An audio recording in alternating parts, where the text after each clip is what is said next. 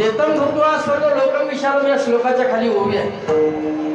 एक कुंभार दादा त्याच्या आयुष्यात 2-3 पिढ्या पाहिल्या, त्यांना अतिशय गरिबीत पिढ्या गेल्या, 2-3 पिढ्या। मग त्यानं ठरवलं काही करायचं पण आता परिस्थिती बदलली पाहिजे, कष्ट करू काही करू पण परिस्थिती बदलली पाहिजे। ठरवलं त्यानं जातीवंत व्यवसाय, त्याच्या हातात चांगला कला होती चांगली आणि नक्षीकाम सुंदर करून त्यानं माठं बनवले, 1000-1500 माठं बनवले।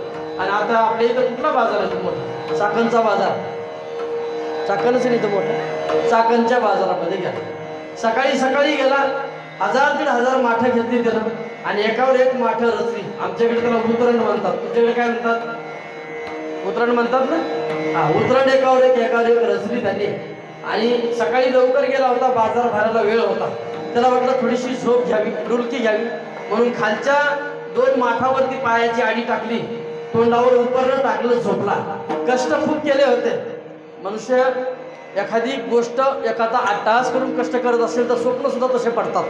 त्याला स्वप्न पडलं, स्वप्न सगळी माठं विकली आणि सगळी माठं विकल्यानंतर पैसा आला, शेती घेतली, घर बांधलं, सुंदर मुलगी पाहून लग्न केलं, मुलगा झाला। मुलगा रांगता रांगता चालायला लागला, बोलायला लागला आणि बोलता बोलता धावतच यायचा, पप्पा 10 रुपये द्या ना, लगेच 10 रुपये काढून। कशासाठी कमवलं, कुणासाठी कमवलं म्हणायचं नाही का, लगेच द्यायचं। पप्पा 20 रुपये द्या ना, लगेच 20 रुपये। पप्पा 50 रुपये द्या, लगेच 50 रुपये।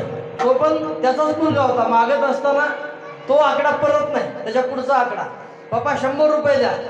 त्यानं विचार केला, आपण पै पै करून श्रीमंत झालेलो, 1-1 रुपया कमवून काहीतरी केलंय, आपण नंदनवन उभा केलंय आणि यानं जर हे अशी राख लावायला सुरुवात केली तर आपल्या जिवंतपणीच नंदनवन, त्याच्यामधलं नंदन सगळं निघून जाईल, आता वनच राहील सगळं। काय करायचं, त्याला समजावून सांगितलं पाहिजे। सांगितलं, बाळ्या तुला 1 रुपया मिळणार नाही।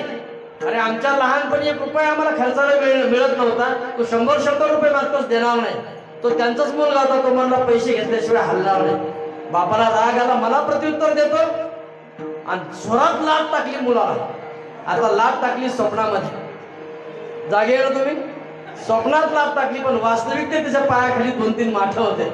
एका लातेसरशी माठं फुटले, खालची माठं फुटल्यावर वरची म्हणणार का मालक आम्ही पण यावं का? अहो धडाधड माठं त्याच्या अंगावर पडली, जागा होऊन पाहतोय तर का माठांच्या तुकड्यामध्ये झोपलेला आहे। आगा स्वप्ने निधान व्हावे, माऊली म्हणतात, ते चिहिलेही हरपे आघावे, तैसे स्वर्ग सुख जाणावे वेदज्ञाते। अशी स्वप्नासारखी भासमान संसारिक माणसाची ध्येय